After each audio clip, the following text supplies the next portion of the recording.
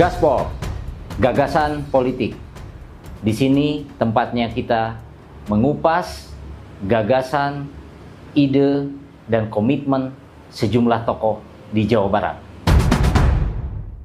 Pak Eka, sekarang tuh lagi rame nih yang demo dan arahnya itu ke DPR, ke tunjangan DPR ya, dipicu dari situ gitu. Sampai-sampai ada beberapa desakan, bubarkanlah DPR karena banyak menghambur-hamburkan anggaran rakyat. Nah itu yang ramai seperti itu, yang ramai saat ini tuh seperti itu, gitu ya. DPR dan DPRD lah. DPR bahkan imbasnya ke DPRD. Kan DPRD. Nah saya ingin pengalaman Pak Eka waktu jadi ketua DPRD, jadi anggota DPR, gitu ya. Seperti inikah masalahnya, Pak? Dan terakhir yang menonjol urusan apa ya? Tunjangan. Perumahan itu, tunjangan perumahan. Jadi mengingatkan saya 20 tahun yang lalu 20 tahun lalu. Sebenarnya saya masih trauma loh kalau berbicara itu. Tetapi oke lah, kita coba bincang-bincang ya, menguak. Ayo, mangga. Ya. Kang, mangga, yuk kita. Assalamualaikum warahmatullahi wabarakatuh. Waalaikumsalam. Sampurasun. Rampes. Sobat Republika, hari ini saya ingin berbincang mengenai isu yang sedang ramai di tanah air.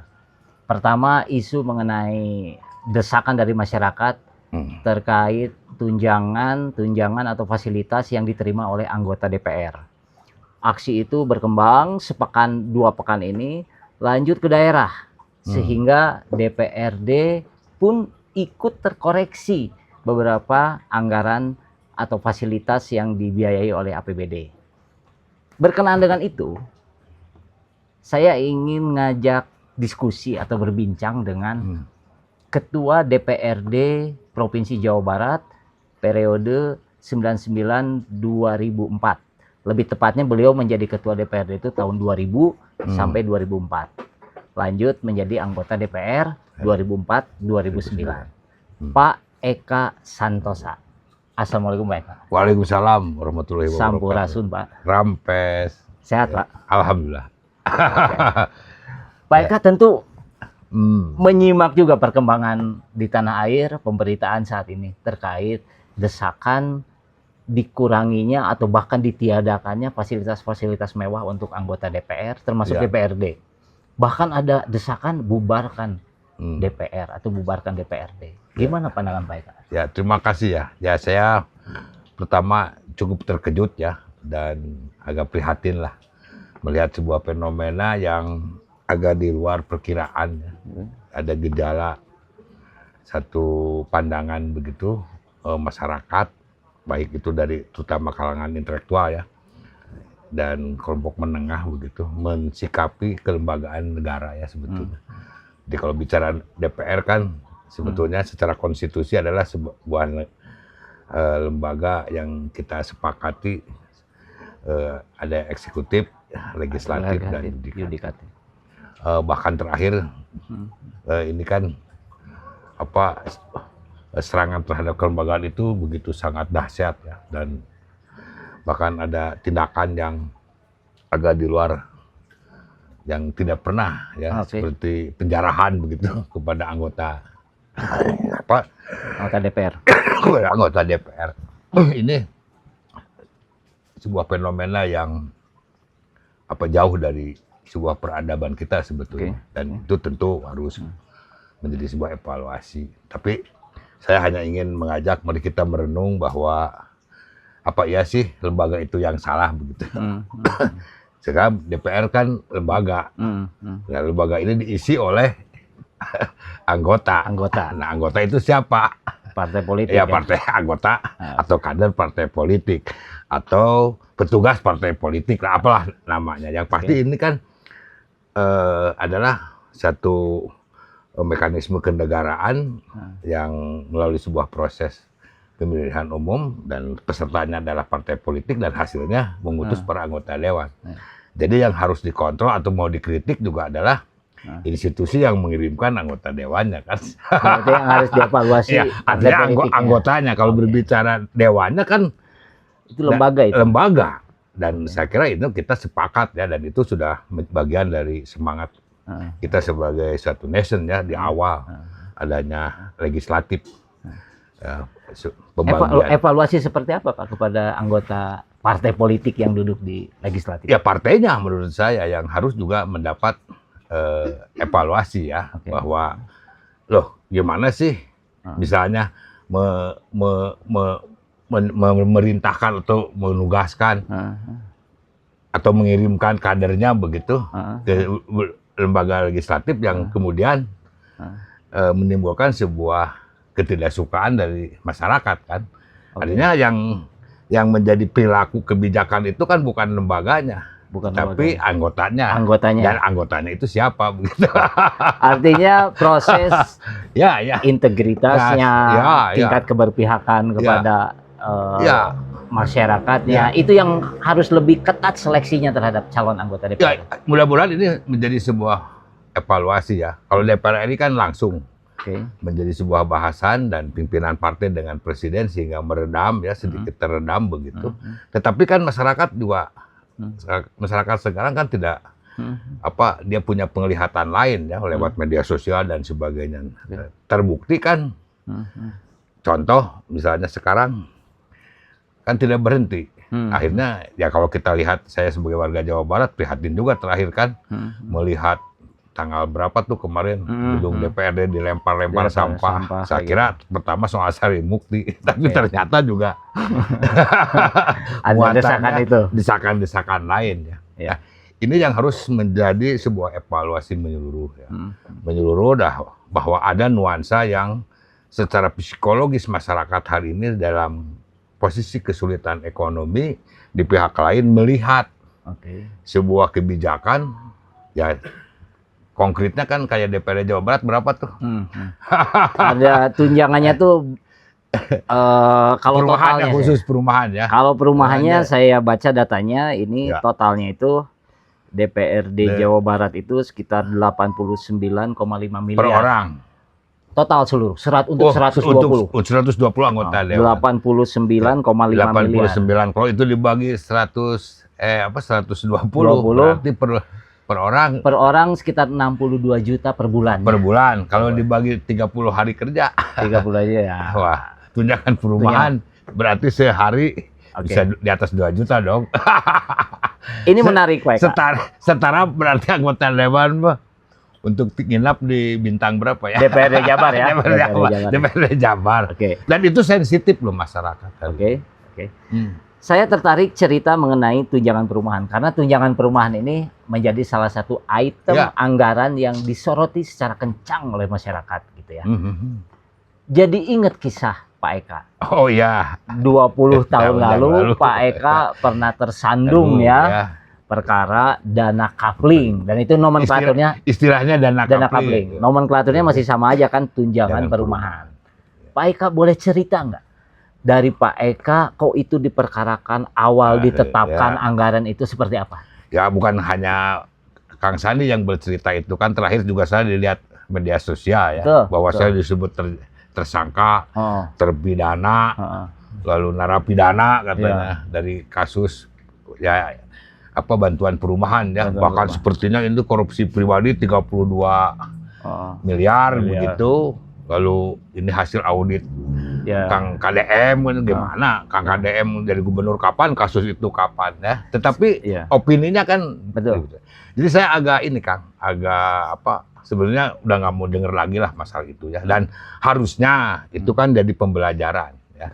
Pembelajaran.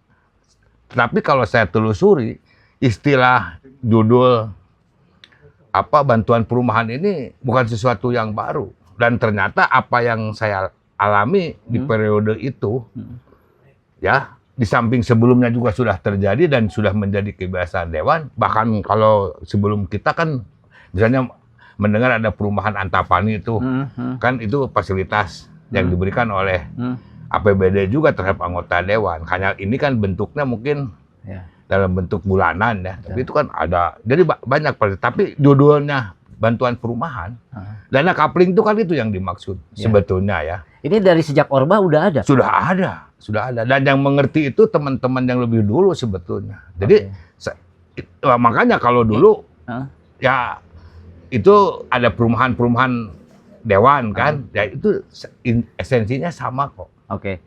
Pak, di ditetapkan oleh DPRD belanja itu. Boleh cerita Pak saat Bapak? Jadi begini ya, tunjangan perumahan karena sudah menjadi hal yang menjadi sebuah standar ya untuk memberikan fasilitas kepada Rutin anggota itu. dewan, itu bentuknya memang dalam penetapan anggaran. Oke. Ya, tetap anggaran. Nah, waktu itu kan kontroversi karena kebetulan periode kami waktu itu memang ada perumahan DPRD kan.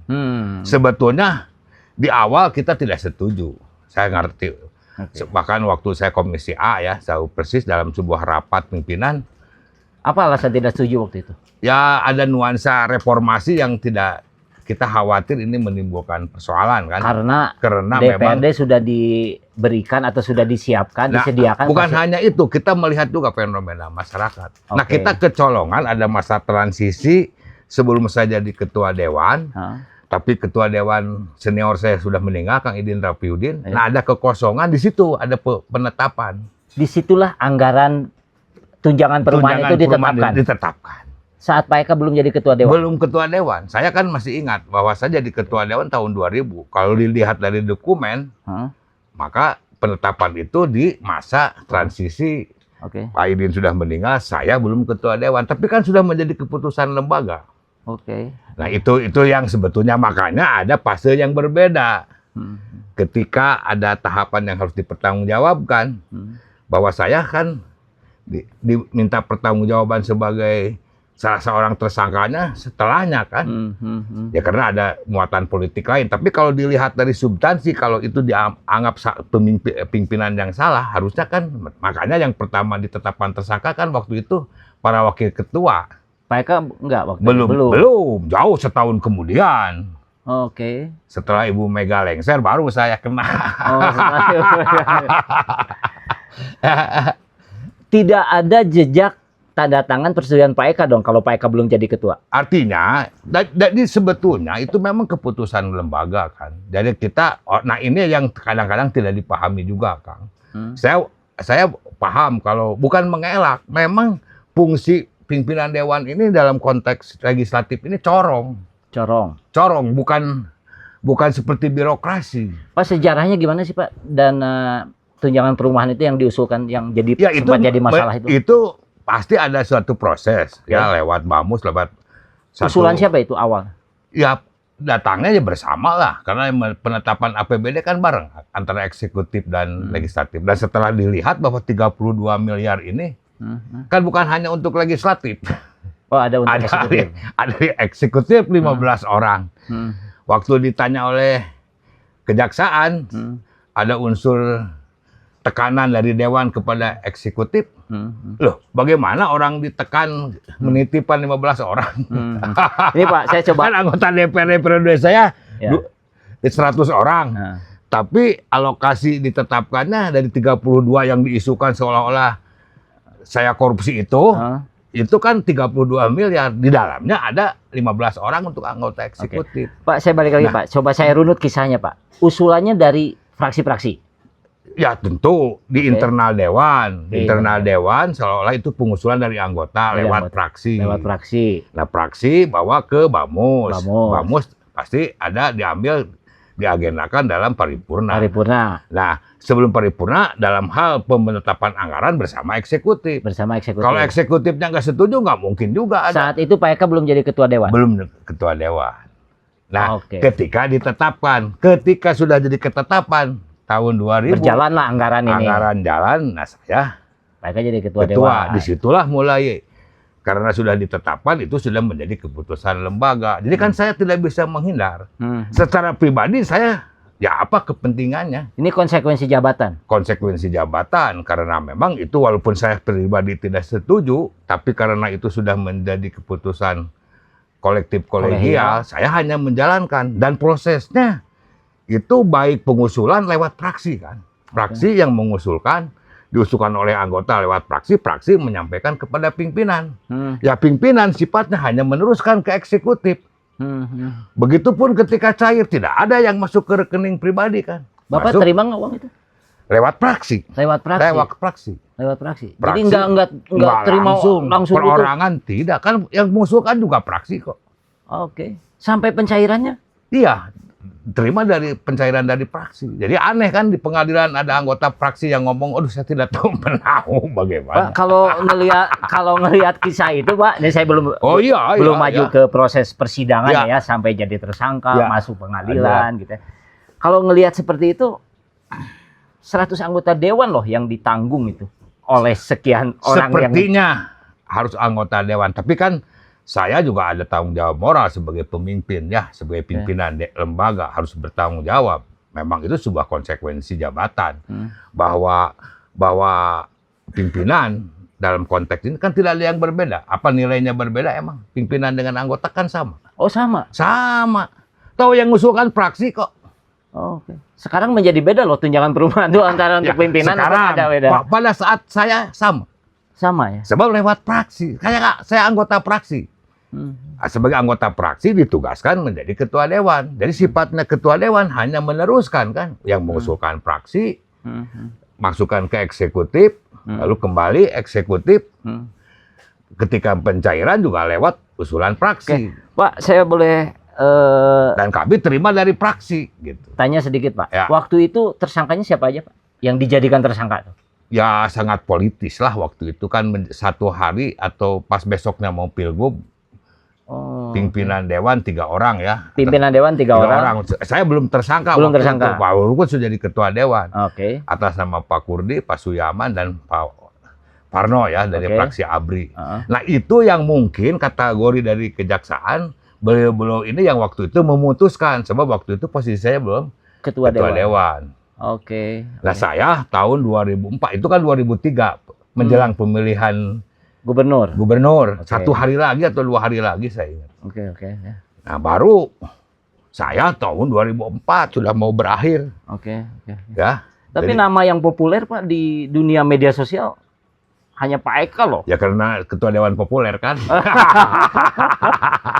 Bicara dana Sampai kapling, ini hari. bicara dana kapling, bicara Pak Eka Eka, itu. ya, pasti. Selalu seolah-olah. dilekatkan itu. Ya iya, nah, tetapi kita kan jalani dan saya setuju kalau karena ini sudah masuk ranah hukum dan pihak aparat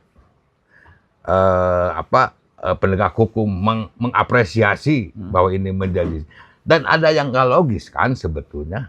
Ya dewan kan penerima bantuan, istilahnya kan bantuan perumahan. Lalu ada yang memberi bantuan kan. Lalu kita tanya, Oh, dulu namanya nomenklaturnya bantuan. bantuan Bukan perumahan. tunjangan? Iya, Bukan tunjangan. bantuan untuk perumahan. Oh, kalau sekarang namanya Ya tunjangan. saya nggak ngerti ya. Oke, Tapi oke. waktu itu istilahnya bantuan untuk perumahan anggota dewan. Bantuan. Datangnya kan dari eksekutif. Oke, dari Ya. yang ngasih bantuan. Yang ngasih bantuan. Walaupun nah di situ ada semacam tuduhan bahwa dewan punya hak budgeting, memberikan penekanan terhadap eksekutif. Undang-Undang 2299 Dewan punya hak budgeting penuh. Ya, justru itu. Saya bilang ya tidak, kalau tidak sepakat kan tidak mungkin. Ya buktinya kan ada 15 orang eksekutif masuk ke angka 32. Itu jadi tersangka kan yang 15 orang? Tidak ada, justru itu yang menjadi confuse kan akhirnya. Oke. Dan itu dikelirkan lewat sebuah mekanisme lain. Oke. Bahwa kita masuk ke, kebetulan waktu itu kan saya anggota Komisi 3. Oke, Pak. Ya. Dulu Undang-Undang 22 tahun 99 tentang pemerintahan daerah. Hari ini Undang-Undang 23 tahun 2014 tentang pemerintahan daerah. Penanggung jawab APBD itu siapa? Dari kedua undang-undang itu tetap eksekutif. Dalam hal ini kepala Dalam- daerah. Kepala daerah. Ya. Jadi kalau sifatnya bantuan perumahan dan penanggung jawab APBD itu Eksekutif. kalau sudah menjadi keputusan itu tetap eksekutif. Bisanya cair karena ada surat perintah pencairan kok. SPMU. SPMU itu. Nah itulah yang kemudian waktu itu pun kita minta clearance Oh, dan oke. langsung kepada Kejaksaan Agung. Hmm. Kalau standarisasi dari kasus-kasus besar ya, bahwa tetap menurut standarisasi Kejaksaan Agung bahwa yang harus mempertanggungjawabkan APBN maupun APBD adalah eksekutif sebagai penandatangan SPMU, bukan pihak yang diberikan bantuan. Oke, penanggung Nah, jawab. itulah yang kita pertanyakan. Hmm, Nah, itu kemudian menjadi sebuah clearance. Akhirnya dengan begitu diambillah sebuah keputusan bahwa ini semua dihentikan kan akhirnya. Ya. Perkaranya dihentikan. Dihentikan dan tidak dilanjutkan. Jadi apa yang saya perjuangkan tentang tadi dalam satu ini menyangkut hukum tata negara loh, Oke. bahwa penanggung jawab APBD itu adalah eksekutif. Oke. Dan si penandatangan SPMU seperti kasus Pak Harto kan. Kenapa tidak bisa dialihkan ke yang lain? Ini keterangan langsung lah dalam rapat kerja Komisi 3 di mana saya anggotanya dengan pihak Kejaksaan Agung waktu itu Pak Abdurrahman Saleh. Oke. Nah, Pak, jadi saya ngikutin persidangan Pak Ya. Eka waktu itu. Sampai-sampai Pak Eka dalam pledoi yang dibukukan oh itu. ya ini Ya, sering ya. saya kalau iseng-iseng saya baca. Oke. Makanya saya kasih judul nih. Oke. Apa judulnya? Saya Coba tidak dijelasin sudi dah. dikorbankan. Saya tidak sudi dikorbankan. Apa isi pledoi ini, Pak? Saya punya hak membela diri ya.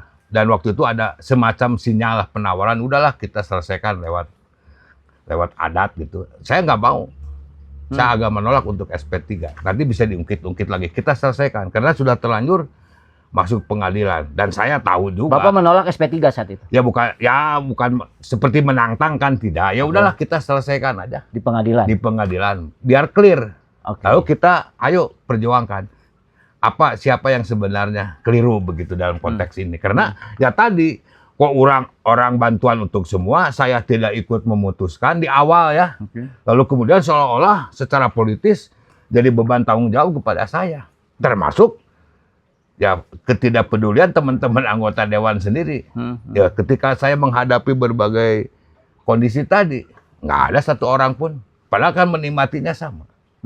Pak, Bapak tidak Saya setuju. agak trauma loh melihat itu ya. Bapak sebenarnya secara pribadi nggak setuju anggaran itu. Secara pribadi saya tidak. Makanya saya kembalikan kan. Oke. Kalau ini dipandang tidak dalam kepatutan, saya lebih baik mengembalikan dan saya kembalikan. Bapak ketika nggak setuju, yang kebanyakan pada setuju? Tidak mengembalikan. Saya tahu. Ya, maksudnya- Ada mungkin yang ada mungkin yang mengembalikan. Kan biasanya gini nih. Ada yang bilang bahwa ini dikasihkan ke umat ya. Ya, tapi kan munafik. Oke. Ya kan nggak bisa. Ya kalau saya terang-terangan kalau ini dalam konteks penggunaan bantuan ini dianggap melanggar aturan dan atau kategorinya tidak dalam kepatutan, saya kembalikan. Ya saya kembalikan. Ada berita acaranya di Kejari Bandung bahwa saya mengembalikan dana bantuan itu. Pak, sedikit saya pengen tahu ceritanya. Ketika Bapak tidak setuju, itu ada serangan nggak dari anggota iya. dewan lain? Ya saya yang tahu lah. Itu bagian yang bagi saya tidak elok. Kenapa Pak Eka nggak setuju? Katakanlah yang kayak Iya, gitu banyak. bahkan ada yang datang juga ke meja saya dengan ya agak petentang-petenteng dengan kamu ini sudah keputusan dewan harus tetap dijalankan. Jadi ya kan ya memang betul secara kolektif kolegial di mana posisi pimpinan adalah sebagai corong keputusan dewan harus menjalankan ya dijalankan. Tapi yang disayangkan ya tadi ketika ini ada resiko hukum yang harus dipertanggungjawabkan, sepertinya ini kesalahan perorangan kan. Padahal yang menikmati semua dan tidak ada yang berbeda. Tidak ada yang berbeda. Nah, bagi saya sebagai ketua dewan pada saat itu ya apa sih artinya itu bantuan kan dengan fasilitas yang kami terima yang lain juga sebagai ketua dewan. Iya. Bahkan saya kan dikasih rumah dinas khusus. Makanya ya saya kembalikan sajalah. Ya ini Nah itu yang sekarang diputar-putar oleh netizen ya namanya saya nggak tahu lah apa itu lembaga apa netizen sih. Kok ngomongnya ngawur. Iya. Lama-lama saya pidanakan juga tuh bahwa saya korupsi 32 miliar gitu. Ini yang sebenarnya. Yang sebenarnya ternyata nggak setuju, nggak nanda tangan, mengembalikan, bahkan diintimidasi oleh teman-teman anggota dewan. Iya. Ya itu kan. Dulu belum zaman medsos, Pak. Ya, nggak, maksud saya harusnya teman-teman kan belajar dari kasus itu.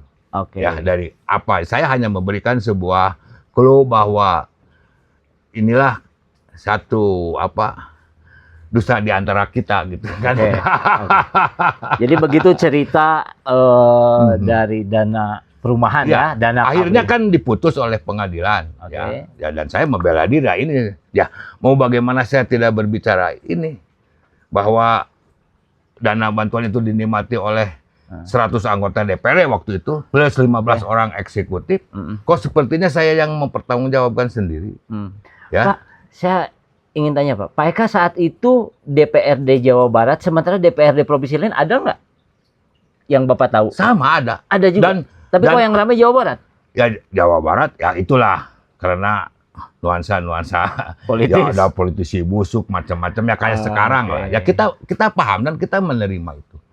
Dan itu adalah sebagai bahan evaluasi. Tetapi bahwa aturan yang harus kita juga tegakkan, kita perjuangkan. Dan apa yang tadi saya perjuangkan lewat rapat kerja dengan kejaksaan tentang clearance ini, kan akhirnya yang terbela bukan hanya 100 orang anggota dewan di Jawa Barat, tapi juga seluruh Indonesia. DPRD se-Indonesia. Bahwa PP 110 dihentikan kan akhirnya. Oke. Nah, disitulah putusan pengadilan menyebutkan saya bebas murni, bahkan negara harus memulihkan nama baik, dan mengganti uang perkara. Oke. Jadi kalau sekarang saya disebut narapidana dari mana ya? Dalam rangka narapidana. Kalau pernah tersangka ya? Iya, tersangka. Tapi bukan korupsi pribadi tetap. Iya, lembaga tadi. Lembaga, saya menjalankan keputusan lembaga dan ini adalah dianggap ketidakwajaran. Toh ujungnya diakui bahwa penanggung jawab APBD kan ironis. Orang yang diberi bantuannya ditersangkakan, yang memberi bantuannya tidak apa-apa. Makanya waktu itu ada pertaruhan dulu. Siapa yang lebih dulu masuk ke urusan pidana kan? Iya. Ya. Pak, masih ingat nggak amar putusan pengadilan? Ya. Semuanya sesuai dengan pledoi Pak Eka nggak? Iya, sama. Bahwa jangan seperti zaman Orde Baru, ada orang yang tidak bersalah, tidak berdosa seperti Sengkon dan Karta. Sudah dibuat tapi kemudian tidak dinyatakan. Iya. Ya saya ambil hikmah dan tidak apa-apa. Itu satu pertanggungjawaban dan saya tidak mundur. Ya saya baru bicara sekarang ya. Ya ini curhat, keluhan. Tapi waktu itu kan saya tidak bicara. Ya, bahwa ini sebetulnya ya harus tanggung jawab bersama kan. Dan yang harus mempertanggungjawabkan APBD itu adalah eksekutif. Dalam dan hal itu ini clear di rapat dengan Komisi 3 ya DPR RI oleh Kejaksaan diakui bahwa kenapa kasus Pak Harto tadi tidak bisa dilimpahkan kepada pemegang yayasan yang lain. Sebab memang Pak Harto. Tapi kan Pak Harto sudah tidak dalam kondisi yang dimungkinkan untuk diproses secara hukum. Ya udah. Ya saya bilang saya balik tanya kan, kenapa bantuan untuk anggota dewan dari sebuah APBD dan penanggung jawab yang menandatangan SPMU-nya eksekutif, kenapa yang ditersangkakannya yang diberikan bantuan? Jadi kesimpulan saya kalau dulu lebih kepada nuansa politis lah. Iya. Dulu memang ya buktinya kan sepertinya saya sendiri. Dan sampai ini hari juga digulirkan 32, saya korupsi 32 miliar, ya 32 miliar mana kalau punya uang 32 miliar lebih kaya dari Sahroni atau Pak Eka, Pak Eka sebagai politisi senior, pernah di DPRD, pernah jadi ketua DPRD, pernah DPR RI, terkait isu yang sedang ramai sekarang, ada saran Pak Eka nggak untuk DPR gitu ya, untuk partai politik? Ya saya kira iya ya. Sekarang kondisi ekonomi bangsa kita tidak dalam baik-baik saja. Dan satu sikap ya, walaupun itu juga atau bukan sesuatu yang harus diikuti, bahwa sudah sampai ke tingkat jarah ini kan agak terganggunya peradaban ya, bukan hanya sopan santun. Jadi saya bisa memahami. Nah, tetapi juga harus ingat ada kemarahan rakyat yang menilai ketidakwajaran. Ya. Tanpa begitu pun anggota dewan sudah lebih bernasib baik ya dari yang lain. Sekarang hitung aja. Bahwa ada APBD Jawa Barat berapa? 34 triliun ya. 31. Sekarang untuk anggota dewan dan eksekutif berapa? Tadi kan sudah disebut angkanya. Kalau belanjanya yang teralokasikan tuh untuk DPRD kalau saya salah, akumulasi keseluruhan sepertinya ada alokasi kurang lebih 3,9 juta kan? 39 miliar. Miliar per tahun. Kalau per bulan ya. Data yang tertuang di Pergub ya. Pergub Jabar 2014-2025. Belanja DPRD itu 475 miliar. Iya. Belanja kepala daerah dan wakil kepala daerah 64,9 miliar. Ya, itu untuk fasilitas semua kan? Ya, itu isinya berupa dana operasional, gaji, insentif, iuran, ya, tunjangan. banyak lah. Makanya kalau tadi dirata-ratakan Dirata-ratakan. dari jumlah itu untuk legislatif, seolah-olah anggota dewan per Orangnya Per orang. 3,9 bulan. per bulan. Wah, menurut saya agak. Per tahun Pak. Ya, iya Per per tahun. 3,9 miliar per tahun. 3,9 per tahun. Kalau dibagi 30 12. 300 sekian juta. Gitu. Ya kan saya kira suatu fasilitas, walaupun tentu dengan resiko-resiko ya. Ya. Saya mengalami lah sebagai anggota dewan, harus ngurus dapil, harus ngurus Oke. pemilih, harus juga baik-baik dengan partai dan sebagainya ya. Itu saran untuk legislatif, Ya. anggota dewan, DPR RI atau DPRD. Saran untuk partai politik saya ingin. Ya tadi, kalau menurut saya tadi bahwa sebetulnya kita menyerang lembaga dewan itu kurang tepat. Ya, benar nggak? Kan ini konstitusi, ada legislatif, eksekutif. Jadi yang harus dikoreksi adalah perilaku dan pola pikir anggota dewan. Oke, anggota partai politik. Anggota yang notabene adalah para kader atau petugas dari partai politik. Seperti apa Pak koreksi untuk mereka harusnya? Ya harus evaluasi bahwa partai politik bagian dari penanggung jawab terselenggaranya sebuah negara sesuai dengan komitmen konstitusi kita.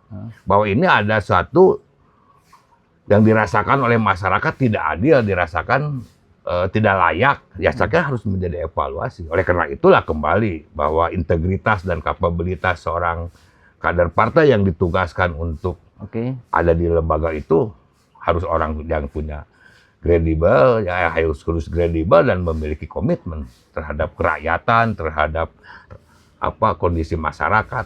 Ya kalau orang yang istilah terlalu kecil dengan gaji 3 juta per hari ya karena dia biasa manggung mungkin. Iya. Jadi artis. Ya, jadi asal jangan suara, asal menang. Ya, saya kira harus menjadi sebuah evaluasi. Oke, baik, terima kasih Pak Eka. Sobat Republika, begitulah kisah dari senior politisi dari mantan Ketua DPRD Jawa Barat, mantan anggota DPR RI, dan sekarang udah tapi gini Kang, saya kritik juga gubernur ya. Ya, walaupun itu ditetapkan sebelum beliau, kan saya lihat juga konten ya, sepertinya Pak Gubernur puas gitu. Oh itu mah bukan keputusan zaman saya, tapi ingat waktu pencairan zaman dia loh. Oh iya. Bahwa dia juga tetap DM harus ikut tanggung jawab. Ya, ada 3 pergub, lebih dari 3 pergub yang ditandatangani. Oh itu bukan zaman saya, sudah ditetapkan sebelum saya menjabat. Tapi ingat pencairan kan hari ini. Ya, dan siapa yang tanda tangan SPMU? Baik Pak Eka. Dan tidak boleh lah, kita harus saling menghormati hubungan antar lembaga. Bahwa negara ini dibangun secara bersama dan memang kita berkomitmen tidak harus saling membenturkan dan memojokkan, tapi harus profesional sesuai dengan kompetensi antara legislatif dan eksekutif. Bahwa APBD ini disusun secara bersama dan memang fungsi legislatifnya ada di dewan, tetapi kan dirumuskan secara bersama-sama. Jadi harus saling menghormati di situ. Baik. Baik Sobat Republika, demikian bincang dengan Pak Eka Santosa, mantan Ketua DPRD Jawa Barat, mantan anggota DPR RI, dan sekarang sudah tidak berpartai lagi Pak Eka. Dan mudah-mudahan saran kepada DPRD, kepada DPR RI, kepada partai politik yang disampaikan Pak Eka bermanfaat, termasuk predikat yang sering dilekatkan oleh kepada Pak Eka dari beberapa netizen. Seperti itulah penjelasannya. Terima kasih. Saya tutup. Wassalamualaikum warahmatullahi wabarakatuh. Sampurasun. Rampes. Hatur nuhun Kang. Hatur nuhun Kang. Mangga ieu kangge kenang-kenangan. Ya.